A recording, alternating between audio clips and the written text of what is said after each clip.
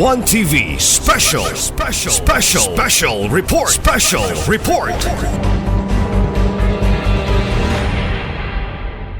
Kaya kita karon para sa official opening sa ASENSO OZAMIZ Wellness Park. Of course, kauban ato Congressman ANDO, OAMINAL, Mayor INDY, OAMINAL sa Ozamiz City. Atong kuhaon na ilang statement kabahin nini nga momentos kaayong nga okasyon labi na sa celebration sa 75th City Charter Anniversary sa Ozamiz. Unahon nato si CONG ANDO. CONG, may adlaw.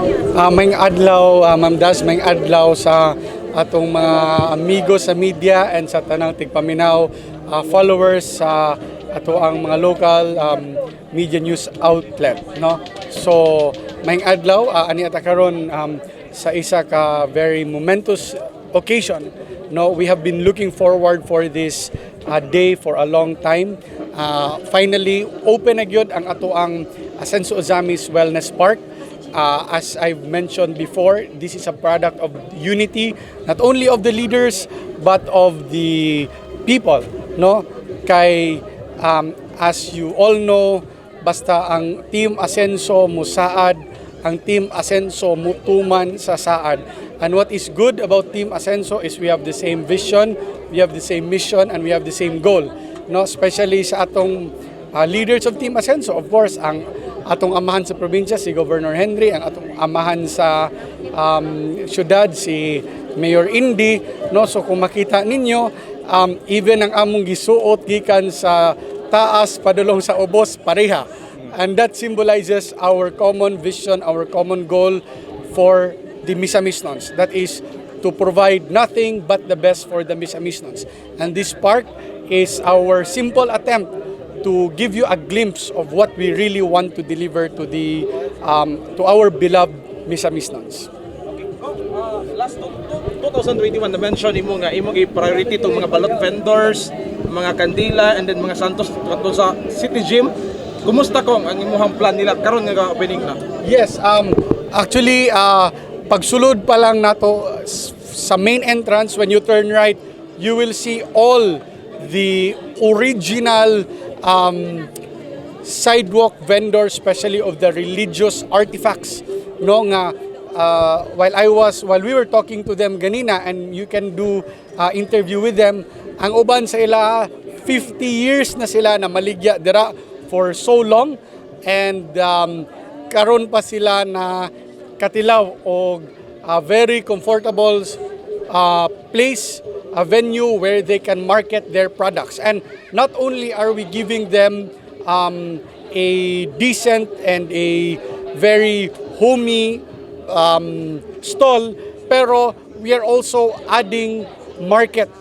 Kay daghan og moanhi diri, we are anticipating thousands of visitors in the next few days, no, nga mo suroy sa atong park, mo bisita, mo kaon, and that will all those people will also become the potential clients of our religious artifact vendors. And makita nato, no, all the stalls here are local businessmen, no.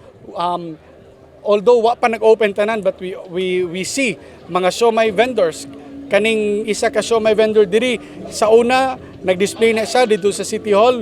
If you remember when we had that flavors of Ozamiz, a taste of Ozamiz, so one of those nga namaligya dito, he's now here. They have an established stall, no. So this is also a place where the local businessmen, not only the food vendors, but ang ato ang mga kaning mga gagmay nga businessmen, it's also a place for them to showcase their locally produced and proudly Ozamiz made products. Okay, Kong, you mentioned earlier nga despite the bashers, the negative attacks against Team ASENSO, pero you'd rather focus sa pagpa-ASENSO. Pero still makayo mig statement, unsay masulti nimo about these people who continue to drag you down despite your efforts to lead us towards ASENSO Misamis Occidental? Siguro as I've mentioned kaganina, you can never deny that ASENSO is really here. But as what Mayor INDY said, we are not yet done. We are far from done, no, but we see it already, diba? I think even at night you will feel pagsud pa lang nimo sa Ozamis gikan sa Labinay padulong sa Gango, siguro I don't know, di nimo makita ang kahayag kung mupiyong siguro ka. But if you open your eyes like a normal person does, then you will see the light. And that light symbolizes the light here in Ozamis, here in Misamis Occidental. So I said we'd rather focus on implementing our plans, our goals, because it is such a waste of time. And, you know, I'll be frank, these detractors, these they know nga the people only want services. The people want programs. The people want results. And it was evident during the last elections. Di ba? Nga ang Team Asenso gahilom, ga-focus on promoting the programs and the plans, ga-focus on delivering services, and the people have spoken. Bisag kami, especially Mayor Indy. Mayor Indy was new at that time. You all know Mayor Indy did not go around the barangays because we were advised not to due to security reasons, no? But tungod kay nakita sa katawhan ang agi sa Team Asenso, muna'y gisaligan nato. So we do not need, you know, the people know the truth. And if you check it out, majority sa mga negative comments are not even from Ozamis, are not from Misamis Occidental. No, because they are those who do not know what is the real score here. No? So siguro sa katong mga detractors, katong mga dramatic kuan, well, you had your chance. You were also in public service. You were also in position. You were in the highest post in the province. You were given the chance to serve. And you did not deliver. Or maybe siguro the people were not contented. The people saw something more in Team Asenso. Muna na yung message, no? We kumbaga kanang strategy nga pangdaot, immune na tana, and we know that it will not work, no? It's just spreading division, it's divisiveness, it's spreading hate, it's spreading anger. Kay kami di namin maapektahan, but of course we have supporters also nga maapektuhan, di ba? Masakitan for us, but we always say nga sagdahan na lang nato na, no, because dili na maka-affect ang tao nakakita unsay programa sa Team Asenso, ang tao nakakita unsay proyekto sa Team Asenso, even ang mga detractors nakakita unsay programa o unsay proyekto. Kay sila mismo atong nag-uban pa ta, sila mismo ang nag-praise kang Kong Henry, ang nag-praise sa agi sa Team Asenso, sa orange nga color, because sa una they also made orange, they supported that, but because of personal interest, no, so they decided mura ba gibawi nila ang statement, but they know that everyone knows what Team Asenso has been doing, what Team Asenso has done, no? Those fake news, those twisted facts cannot unpave the roads, they cannot put off the lights, they cannot dili na nga katong mga natabangan sa atong mga programa like free hospitalization, dili sila magkautang og balik because of sa mga pangdaot. The people know and the people have felt, and our confidence lies in our efforts in giving the best for the people. So because of that, our focus is driven towards giving the best for the people, no? Dili na kinahanglan pa nga motubag sa mga unnecessary twisted facts, because we are confident that the people know the truth and the people have seen and have felt real Asenso here in Misamis Occidental. Again, we are not saying we are done. We are far from over. Daghan pa kay tag mahimo, kailangan buhaton. But if you just look at the last 9 years under the administration of Kong Henry, then Kong Henry, and then 3 years ago we started in Ozamis, and then now whole province, imagine what we can do in the next 9 years under Asenso Misamis Occidental administration. So I think, no, if you would ask me to respond, let's spread love, let's spread positivity, let's spread unity, and stop spreading hate, no? Because luoy ang katawhan if we keep on spreading hate. It is not healthy, especially for the younger generation. You know, ever since, you know me, since we started, di yu ko ganahan nga mo tubag og mga negative, no? If na manggalite istorya, it's all facts. Diba? It's all on record, it's all real information. Kung maigo manggali sila, well, that is real information. Bato-bato sa langit. Diba? Kung ando, Oh. Yes. Ang atong ASENSO Wellness Park, almost perfect.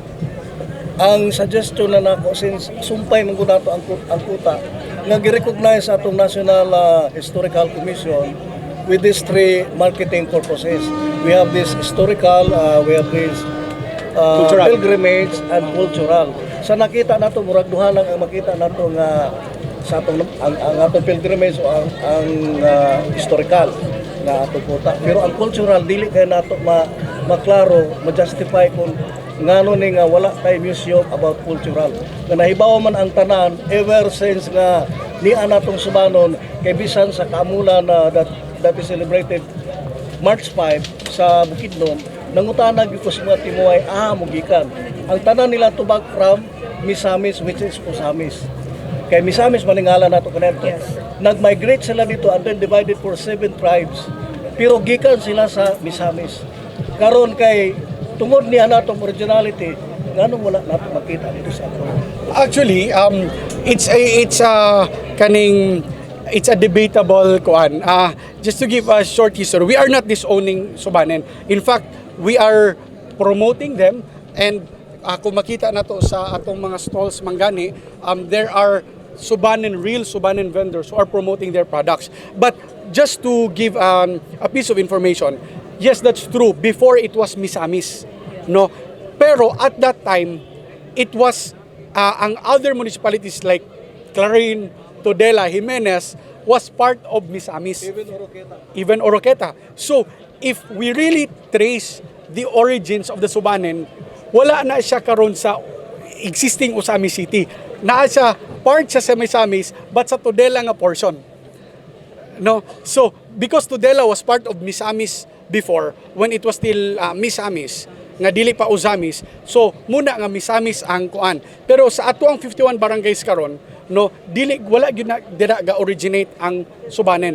Pero karon naa nay mga ga-reside sa Stinson Abordo, sa Trigos, sa Gimad, pero ang ilag yung pinaka-source is naa sa ang pinaka-origin gyud is nasa Tudela, which was part of Misamis before. But then again, wala nato gi-isolate ang mga Subanen, no. In fact, we have a representative in the indigenous people group. We have Konsyal Relinda Bation, no. So we are promoting the Subanen, and yes, it's true, this park is not yet done. It is just substantially completed, and Mayor Indy, being the mayor, he also has the plans. I do not want to preempt that he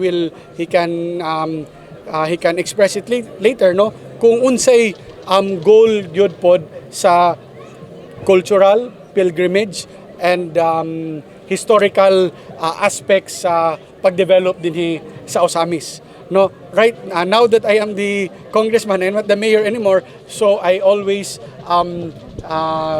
give way ang paghimo sa direction of the city to the city mayor. Same also with the other municipalities. But again, we are very welcoming of our Subanen tribes, and we can see they have a space here also in our stalls. Ang point na ko ani kung altogether ang atong pilgrimage, ang historical ug ang cultural ginganlan gi-acknowledge gina sa NHA.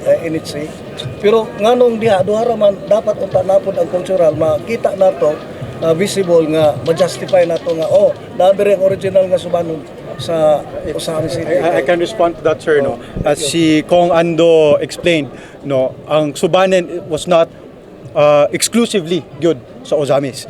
No, in fact, there are also members of the Subanen tribe who originated from Zamboanga. no. Subanen So Peninsula. yes, sa Manga Peninsula, Subanen Peninsula initially, no. But that's not to say nga tungod dili sila exclusive diri sa Ozamis, wala pud nato sila gihatagan og saktong pagila. And as Kong Ando mentioned, one of the stalls or a few of the stalls here, ang ilahang mga baligya gani is exclusive to Subanen artifacts, no. And also as to the concept or the image of the city as a historical, cultural, and religious destination, no, soon will be releasing the rebranding of that. Because when you talk about Ozamis City, no, it's not really just a historical, cultural, or pilgrimage destination.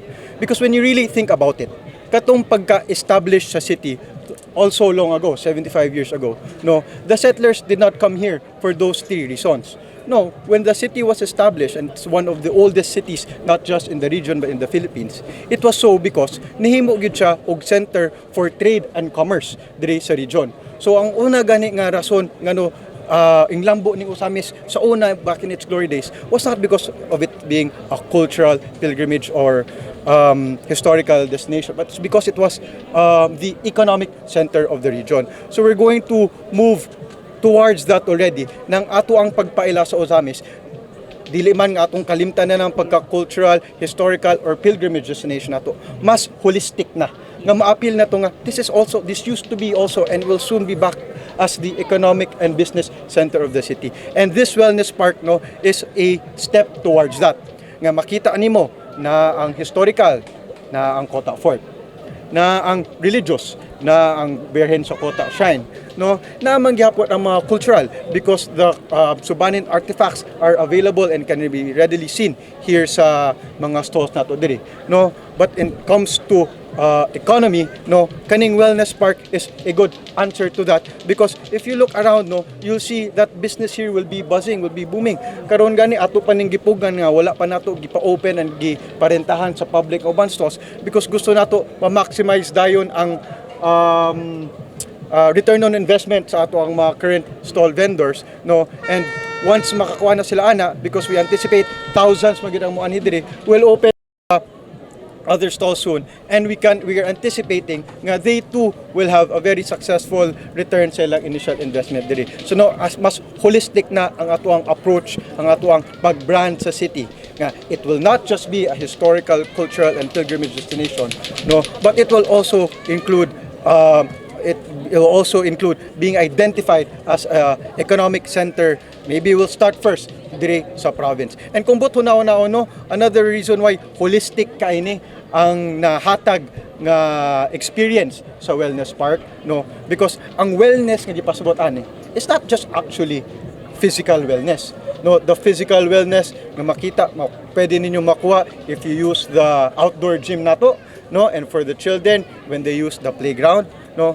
But there's also mental wellness because you can go here to relax, no. You can go here to unwind with your family. You can eat the food try from our local businessman, no. You can lounge around in the gazebos. You can use the free Wi-Fi here, no. Nga murag mahitabo ginig tambayana, no. So that's already physical wellness, mental health wellness, but with its location also, it can also provide you spiritual wellness, no, good for your soul because it's situated right outside the shrine, no. So katong mga pilgrims, gusto ka mag-ampo, you want to practice your faith, pwede ra ka makatabok, or kung gikan ka ampo or nagsimba dito, makaani din ka diri, no. And there is also economic wellness because as I said, no, there's a lot of livelihood opportunities here, not just for the stall vendors and their staff, no, that the employment it will generate, but also ilahang mga suppliers. Kay siyempre kana sila, they're also getting from local businessmen ang ilang mga goods nga ilang gipangbaligya, ang ilang mga equipment, no. And also the terms of employment because the city itself will have to provide additional manpower para maintain and ma-manage kani nga park, no. So it's holistic, no, it covers everything. And again, pasabot ani dili man kay gipiyungan gibiyaan na nato nga ato ang pagka-cultural, historical, and religious destination, no, pero atong giila nga Ozamis is really more than that, no. It can provide more, and we're going to remind the public, remind the province and region, the country later on nga muni ang Ozamis nga sa una naguna siya sa Cagayan, naguna siya sa Iligan, naapsan lang anang duang syudad pero hinay-hinayan nato pero nag-apas ta sa In other ilaha. words, we welcome you ang tanang duna aning mindset nga cultural. Yes, of course, sir. Open. Yes, sir, definitely. Thank you. Kung Mayor. gikan ang proyekto gikan gyud sa imong term, unsay pwede ba nimo ma-share unsay inspiration nimo behind this project? As I've mentioned earlier, the success of Prospera Park was very inspiring, no? Because when we opened Prospera Park, ang direction na to adto was for it to be family-oriented and for it to be adaptive of the times, responsive of the times, nga Instagrammable, no? So when we open it, grabe ang tao, and the size of Prospera Park is less than this. So when we went abroad, kami ni Gov, we like to go to parks, we like to sit on benches, no, just relax. And then we talked about it nga, we have to make another park nga in Ozamis, because at that time I was the mayor of Ozamis, nga kita mismo, we really want to go. So it should be something that would compete even with international standards. No, and I am confident to say that kining a park that we have here, this is way better than other parks in other countries nga among gibisitahan. And kami mismo, we want to come and visit here to sit down in the benches. That's why there are benches no nga sa dungag na ko sa giingon ni Mayor Indy nga holistic wellness, emotional wellness pod. Di ba? Kay for sure unya gabi pagbalik ninyo daghang mag-date dira. Oh, di ba? Oh, dito basin unya makita niyo hala kailangan na oy si Madam Muida di ay naay ka tapa dira ga mask lang. No, so emotional wellness, and you know it's a destination for all ages, for all cultures, for all sectors, all misamisnon families. No, so we want, as I repeatedly said, we want to give the best, nothing but the best for the misamisnons. How do we envision sa Ozamis ASENSO Wellness Park nga makakontribute sa tourism o maka-attract og mga visitors? Of course, again, na naman tay captured market ani. Ang muagi sa port o ang mugawas, they will really be attracted here. They will really be attracted to the beauty of the park. That's no questions about that. No, and kana with the provincial tourism development plan of the governor, no, kani will be a big part of a tourist destination nga in the afternoon. It's relaxing, no, it's complete. You can eat here, you can enjoy here, no. So this is just one contribution of Ozamis to the whole tourism development plan, and this is not only it. Actually, kami ni Mayor Indy, you know that there is an ongoing development of the sports arena, mega arena in Kinuman. But if you visit there, you will see that it's not only the arena that's being developed. No, we have that evacuation center that doubles also soon as a coffee shop, as a lounge, and Mayor Indy will be is planning, no, to construct basketball courts, tennis courts, other sports facilities in that area pretty soon. No, mag-agad ko sa direction ng Mayor Indy, and we will help in the funding of those projects. And in a year, makita na ninyo. And you know, the environment in Kinuman, the air there is very fresh. No, you can enjoy biking there. So that will also complement the development here and the whole tourism development plan of the governor. No, so dili lang kani, no, kani kumbaga, this is just being the gateway of the gateway. As I said, Barangay Triunfo, where this park is located, is the gateway of Ozamis, which is the gateway to the province of Misamis Occidental and even neighboring provinces. So, kani pa lang, murag they will see a glimpse of what Ozamis has to offer. No, makita na nila, pagawas pa nila, ASENSO OZAMIZ. What is ASENSO OZAMIZ? So, they will see what Ozamis is now compared to what it has been for the last years. Developing and promoting Misamis Occidental is a lot easier ba for the triumvirate, the father, being the congressman and the mayor? Does it complement each other to have this holistic development, and the agenda is easier to spell out? Definitely, ma'am, because as I've said, our relationship is not only official, but of course, since we're a family, no, even at home, we talk about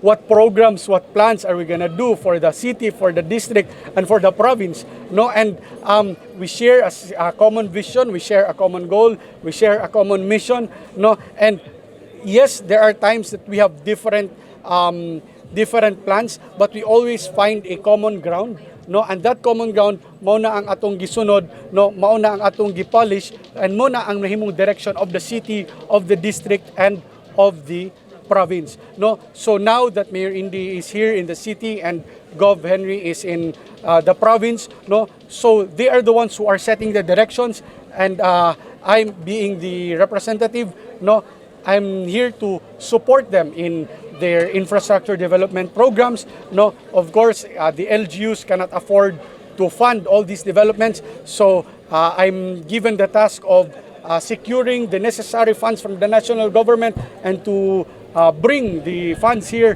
for the development, for the projects that are identified by the mayors and the governors. No, so we have a very smooth, we have a very healthy working relationship, no. Actually, my job as a congressman has been made easier nga igo ra ko mangutana sa mayor because we have one vision. All the mayors, all 16 out of 17, well right now 17 out of 17 mayors in the province are listening to have agreed to listen to one voice, one direction, and that is the direction, the mission set by Governor Henry, no. So since common ang mission, common ang goal, my role and also the role of Kong Jason, being the representative in the 1st District, is just to provide the necessary support. Yes, we have our own initiated projects, but 80%, 90% of the projects have been identified by the local government units. In 2023, as I mentioned before, we have pulled in more than 3 billion pesos of worth of infrastructure projects here in the district, and we are looking at more than that for 2024. And that 3 billion worth of infrastructure projects, I think, if I'm not mistaken, 2 billion of that is identified or were identified by the local governments. And in 2024, 85 or 90% of the funds that we will be able to secure for our district will now be identified by the local government. So, mas dali, and it is much more responsive to the needs of the people. Because actually, it's not the role of the congressman to see kung unsay kinahanglan sa katawan. The role of the congressman is to legislate laws, to draft bills, no, and to, of course, to secure the necessary funds for the district. It is the mayor who should set, the barangay captain, then the mayor, then the governor, who should set the direction, the vision of the city, the municipality, and the province. So support Trigid May, because it's the mayor, it's the governor who is in the executive, no? So because we are under one team, mas paspas, mas unified ang paghatag sa serbisyo, mas smooth, and of course mas daghan ang madawat sa katawhan. And that is best symbolized in our pamaskong handog, the 3-in-1 pamaskong handog. Started by Kong Henry when he was congressman, no? And now that we have Mayor Indy and I'm in Congress, so every Christmas, 3-in-1 ang madawat sa katawan, labi na din sa Ozamis. And in other municipalities as well, there are mayors who have also allocated funds for the pamaskong handog. So kana murag symbolic program of the 3-in-1 the unified efforts of the 3-in-1 leaders of the province. Can I ask personal political question? Yes, Is sure. it hard to be a politician and a son of a visionary father and political leader? I think, no, I would say it is better. Because if you have a hard-working predecessor, or if you have a hard-working model, such as a father, you will be more inspired to work. kami ni Mayor Indy, we were raised not to be spoiled, not to be to just kumbaga kung sa story of Juan Tamad nga maghulat lang nga mahulog ang manggagikan sa punuan. No, we were brought up, we were trained to really work. No, even when we were students, we were trained to study well, no, to work hard and to really earn. No, we should get what we deserve, and we deserve it if we work hard for it. No, so that's why we are challenged by the problems presented by the city. No, the more challenges, the more inspired we are to work. Mayor Indy, is it collaboration and complementation within politics and within family? That's working. Yes, it's collaboration and complementation.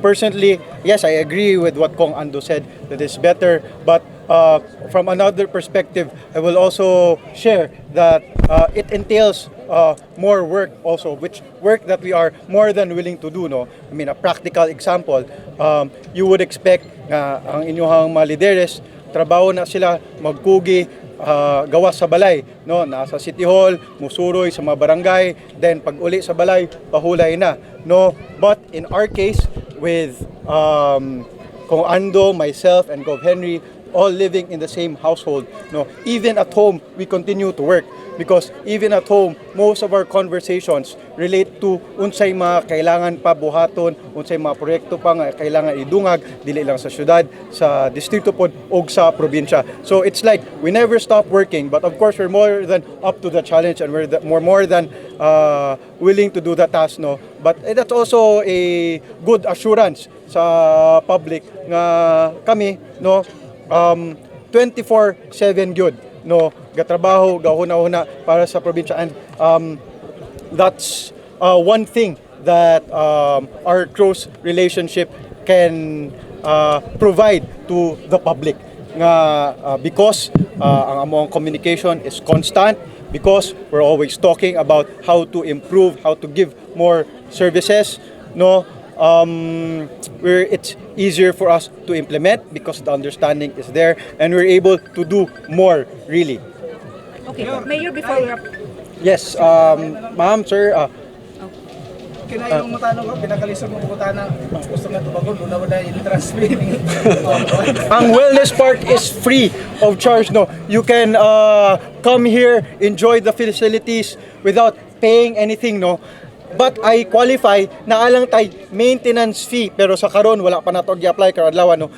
Natay maintenance fee sa mga mugamit sa atuang outdoor gym, which is 50 pesos for 6 hours straight, and sa atuang playground nga 20 pesos for another straight 6 hours. No, but again karon wala pa nato gi-implement, but later on we will impose this maintenance fee because one of our goals also is to make sure nga kaning wellness park nato, no, ma-experience po yun, matagamtaman sa future generations pa, no, sa mga anak pa, apo pa nato, no. And how do we do that? We make sure nga dili siya mapasagdan lang, nga ma-maintain siya kung unsay gasto kailangan para dili siya dali maguba, para dili madaot, para maalagaan og insakto ang mga ekwipo, because kaning outdoor gym and outdoor playground nato, no, ang mga equipment nato dira, they're quite expensive. Kay kani sila mga heavy duty man gid ni sila, nga dili sila madaot, dili maguba, bisan pag pila ka oras mabulad sa init, bisan pag maagian og kusog kayo nga ulan, no, they're rust proof, no. So for us to be able to maintain their quality, no, some maintenance fees are required, but I think that is minimal, no. For 6 straight hours makagamit na mo sa gym. I think kung moadto ka og regular gym karon, pila man ang moang gasto unya per hour pa, no. It's not really a profit generating imposition, para lang yun na makatabang sa pag-maintain, because we have to hire more people also to take care and watch over it. The same goes for the park. It's 20 pesos for another straight 6 hours, and we have just rules lang because the flooring of the park is rubberized. It's designed to cushion the impact, simbako na ay bata nga mahulog, no. So for us to maintain the quality of the flooring, no, our house rules requires nga mga bata dira naka socks, wala nakasapatos, wala nakatsinilas para dili madawat ang flooring. No, so kani nga fees while wala pag impusar karon sa ato ang opening, will announce when mag-start na nino, pang maintenance lang yun. And I think you'd agree with me nga minimal ni siya, and it went through a lot of deliberations, no, and consultations through ang ato ang Economic Enterprise Regulatory Board pud yun. Okay. Segmento sa mga uminang top performer man. Inspired sa daghang mga pagpatipo sa mga kontrata, asa mo may kuha o gusto kadasig aron malabanan niya? Actually, mo yung taog top performer. I guess we really are happy nga nakita sa responsible people ang ato ang mga efforts. No, I would tell you this. Modesty aside, in Congress, when I brag about our free hospitalization program, bisan pa og kuan, they really cannot understand how we are doing it. Modesty aside, no. So they are shocked. Sometimes they don't believe nga we are able to implement it, no. But you here, especially Ozamistons, you have been enjoying that for the last 3 years. You know that it is true. No, so we're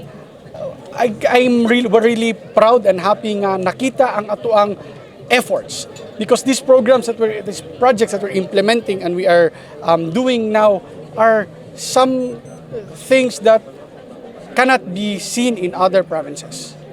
No, we are trying, as I've said, we're trying to give the best, the most unique services and programs for the Misamistos. Kung na nag-ask, are you putting up CCTVs, Mayor, to secure the place?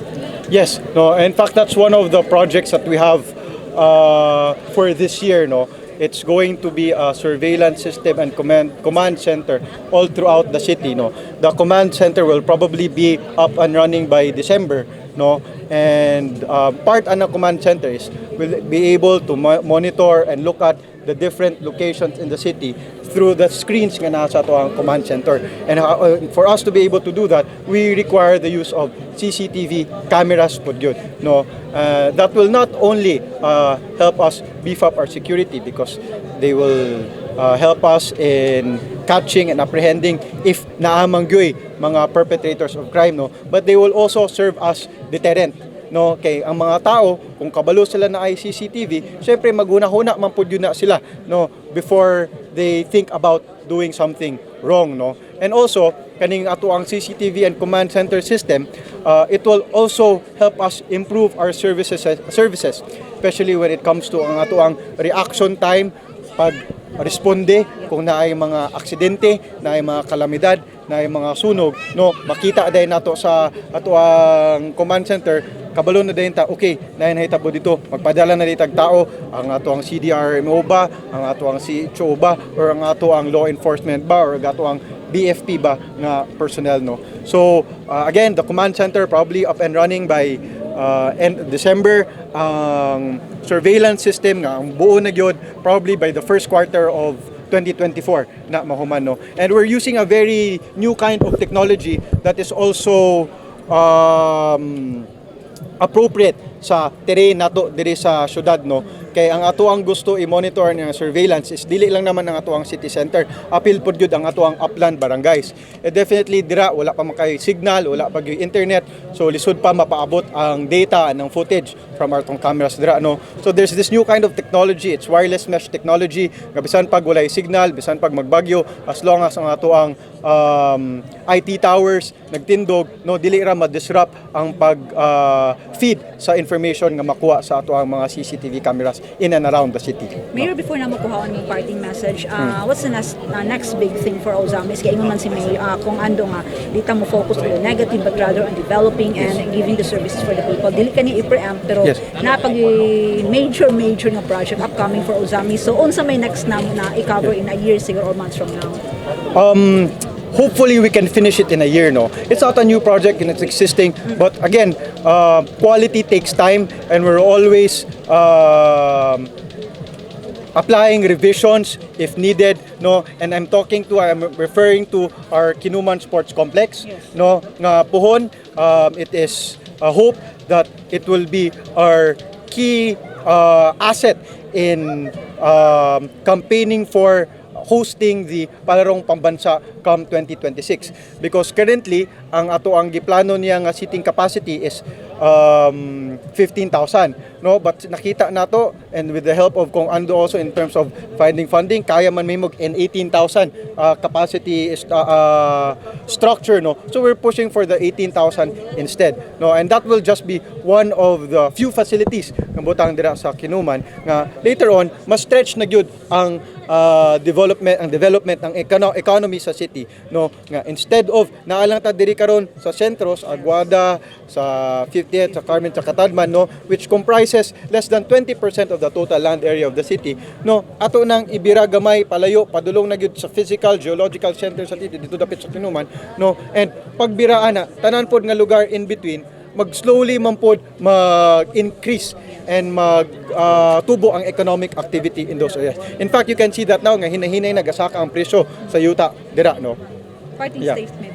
Parting statement, no. So I invite everyone, not just Ozamisnons, Misamisnons, but anyone who chanced upon this interview right now to please visit Ozamis, especially our new ASENSO OZAMIZ Wellness Park. No, as I said, it's one of our holistic developments nga all forms, all sectors, all wellness activities makuha ni mo diri. If you want to learn about the history of the city, no, mutabo ka na ang Kota Fort. No, if you want to learn about its religious roots, narapod sa Atbang ang shrine sa Birhen sa Kota. And it's quite accessible because narapod dira ang atuang port. So pag land nimo, if gikan ka sa Tabuk, Laon del Norte, Cagayan de Oro, no, paggawas nimo sa port usa ni sa imong una makita ang wellness park nga dagan kag masuruyan diri, dagan kag mapalitan. Natay mga souvenir items, natay mga items from the members of the Subanen tribes, religious items,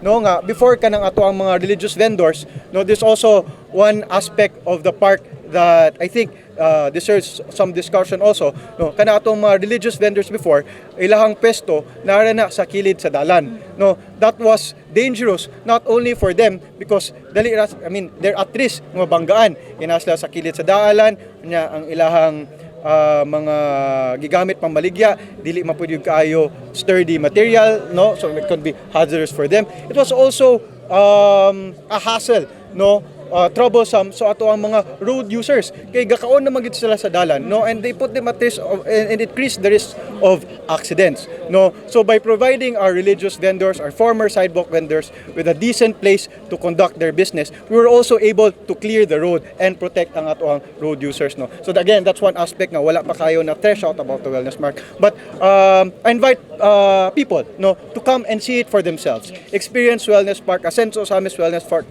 for themselves, and see how symbolically, no, kaning wellness park, how it's a symbol of nagbag-o na gyud ang Ozamis, ing asenso na gyud ang Ozamis. Thank you, Mayor. Kong imuhang parting message and maybe napakay gusto ipaabot sa public. Siguro I would like to thank and congratulate everyone, all the Misamisnons, especially the Ozamisnons. This park, this ASENSO OZAMIZ Wellness Park would not have been possible without your support. No, because you supported the team ASENSO all the way, and now you have this park, this beautiful world-class park. So I also, same with Mayor Indy, I invite everyone to come and visit this park for all Ozamisnons. No, if you're having a bad day, you can come here. You'll have mental wellness. You'll be relieved of the negativity, no? So everyone who wants to visit here, please do come. Please try the local delicacies of Ozamis. Please shop from our local vendors, no? And even to our detractors, the fake news peddlers and the fact twisters, I know it's not easy to twist facts and to fabricate news. Usahay maglabad yung ulo unsa no paghimo-himo og istorya, no. Kung maglabad yung ulo, you can come here, no, and enjoy, no, the ASENSO OZAMIZ Wellness Park atong mga mapa-vlog, vloggers nga ganahan mag-post og mga date sa inyong mga asawa, you can come here and you can help us promote the ASENSO OZAMIZ Wellness Park. No, kanang inyong pagkamarites gamito na to sa tarong. No, nga at least may uy marites, uy nindot ang swing sa ASENSO OZAMIZ Park. Uy nindot ang mga lingkuranan sa ASENSO OZAMIZ Wellness Park. No, so again, let us promote unity, let us promote love, let us promote peace, no? Because if we cause division, if we spread news, fake news, if we fabricate information, if we twist facts, walay lain mapildi ang katawhan. Actually, kamura gihapon because ang katawhan kabalo na sa tinuod, no? So we are always here. In fact, I've heard from the governor earlier that all former governors were invited to the State of the Province address tomorrow. All former living governors were invited. So I hope all former governors will be there to hear. Bahalag maghatag mong reaction nyo after. Pero it's best nga at least magkita-kita, no? And Mayor Indy and myself will welcome you in the capital, Oroqueta City, asang venue?